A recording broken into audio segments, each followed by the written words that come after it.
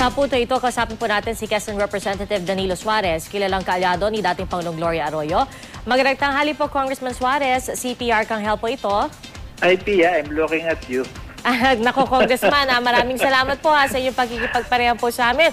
Unahin lang po namin yung reaction po ninyo na ito nga, pinayagan ng korte magpiyansa si dating Pangulo Arroyo. Well, let's say good news. Gaya nga na sinabi, galing ako sa hospital, dinala ko ang dating Pangulo. And this will give her an ample amount of elbow room para bumilis yung kanyang healing. Iba, mayroon siyang mga request na mga wellness center, kung pwede siyang payagan pumunta ron. So, baka kung mabibigyan siya ng bail, ma-allow siya na mapabilis yung kanyang mga medical process na kailangan para lalong bumilis yung kanyang paggaling. Congressman, mga anong oras nyo napuntahan si dating Pangulo Arroyo? Was this pagkatapos pong sabihin na maaari na siyang magpiyansa? Kaninang maga, mga banda siguro, mga quarter to 11, gano'n. Kamusta po yung kanyang disposisyon? Well, look at her first, ganun pa rin, payat. And then sabi niya, I hope yung justice will be followed. Nagbigay na naman ata statement ng Malacanang na i-honor yung kung ano yung decision ng korte. So, nung pumunta ho kayo doon, nakita nyo ba kung naghahanda na po siya, inaayos na po ba yung mga gamit para sa kanyang pagalis? Hindi wala akong makitang ganong... baka naman last time kasi nandun yung apo niya, yung anak ni Luli nandun eh. Okay. Nandun yung kapatid niya, si Arthur. And, there's some congressmen that were there when I arrived. Kasi ako, I cannot stay long kasi may minority press con ako dito sa Congress. I see.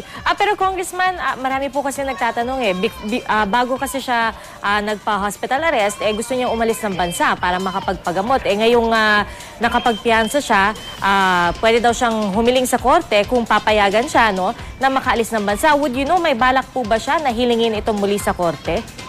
Na makaalis ng bansa? Yung medical bulletin will just prevail kung ano yung medical bulletin kasi I would expect na yung mga government representative, yung mga doktor ng gobyerno na titingin kung tama yung medical bulletin, whether kaya dito or have to be sent to a specialist doctor in a specialist hospital. It's up to them. That's beyond me. Hindi ako makakapagbigay ng opinion doon. So, ang tingin niyo po, si dating Pangulo ay hihiling lamang na umalis ng bansa kung ito ang sasabihin ng kanyang mga doktor. Tama po ba? With the concurrence of the government representative. Naturally po. Alright. Meron ho ba kayong iba pang napansin sa kanyang disposisyon? Do you think, pagkatapos po nito, makakabalik ba siya agad sa trabaho sa Kamara? Sana nga. Yun ang isang, siguro excited na rin siyang, kasi simula ng budget hearing, tama-tama. Magagampanin niya yung trabaho. Na miyembro ng minority. We need her there because of her vast experience. Lalong-lalo na ang focus ng gobyerno ngayon ay economics. Alright. So, kung panghuli na lamang, just in case makalabas na nga any minute ngayon, ang dating Pangulo, alam niyo po ba kung saan siya dediretso? Dediretso ba siya sa bahay? Magpapatingin sa ibang doktor? I will only speculate that kung magagrant na yung bail, ay sa bahay siguro. Palagay ko. I mean, wala akong alam na iba. Baka simbahan muna. Whatever. Alright. Well, Congressman Danilo Suarez, maraming salamat po. Okay. Magandang tanghali po sa inyo.